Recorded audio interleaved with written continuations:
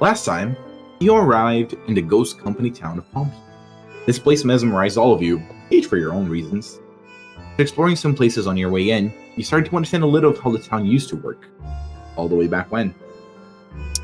Then, however, you were suddenly hit with the fact that you're not as alone as you thought you were.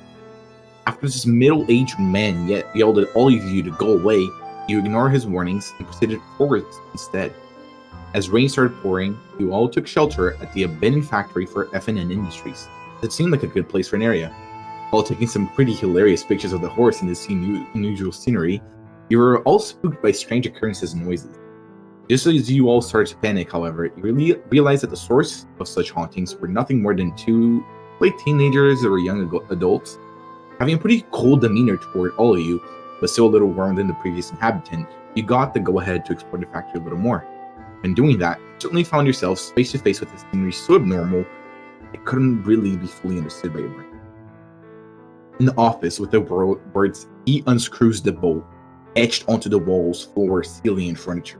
Just as you're about to go in and investigate the room some more, however, Will stumbles on what appears to be some type of mummy. As you're all discussing what to do, Ari goes to investigate the body. As soon as they touch it, a memory recovered. Being the past, you all followed along the last day of a man named Alistair. We ended last time with his tragic fall, and we start today with all of you rising. A little bit of a headache in this dark room. The rain is pouring in hard right now, coming down. You all wake up in this room, and you all remember everything that happened from the perspective of who you were. Last time, you all woke up from this strange vision you had. Discussing this amongst each other, you realized that Amy's beloved horse Naria had escaped from the place you had last seen her. Panicked, you all start planning on how to find her, but the hard rain prevented your attempts. Then, you all met with Frank and Knights and his maid Maria, who hosted you for the night. There, he talked a bit about his past with the company and the town. And you found how strangely well rested you all felt. Despite having, ran around everywhere for the past day. This is when all of you felt called out by something. When looking at Frank's backyard, you all were called to a dog collar. After touching it, Ari made another vision start, but this one was different from the last. Each of you had a sense taken over, and you all watched the story from the perspective of a dog. This, though, prevented you all from seeing Aiden being hit on the back of his head and going missing. Next morning, you all found yourself split on what to do. Our fan-made English Ordem Paranormal campaign, Secret in the City, is back. This video is a brief recap of the events from last time. It all started with the group, consisting of Ari, Will, Aiden, and Amy, struggling against their first creature, a jellyfish-like mimic that looked like human arms of a person drowning in the middle of a lake, on the outskirts of the company town Pompy. Not being fooled by the illusion, the protagonists are able to take the monster down with the help from Michael Aiden.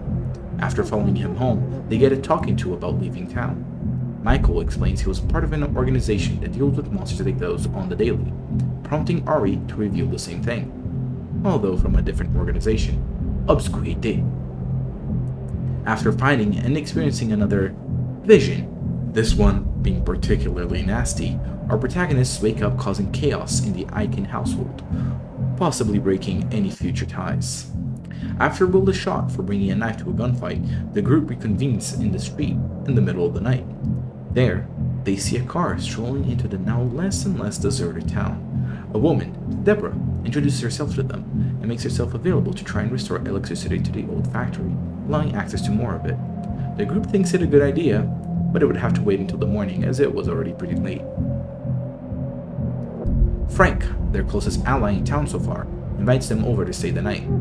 The group, though, feeling refreshed despite all that's happened, stay in the town square beside the giant factory in the middle of town, discussing their next moves.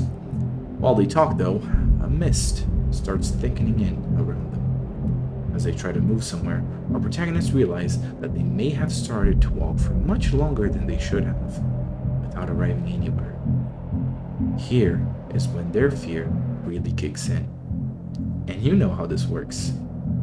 The more fear you have of something, the realer it is. And the realer it is, the ever more reason you have to fear it. They hear a growl coming from the mist. Will they escape unharmed, or will their friendship? They hear a growl coming from the mist. Will they escape unharmed, or will their friendships sink in the fog with no lighthouse to direct them? Find out with me over the next few Sundays in Secret in the City, or SITC for short, over at twitch.tv/malfunctiongames. I'm Pedro, I'm your DM, and hope to see you there.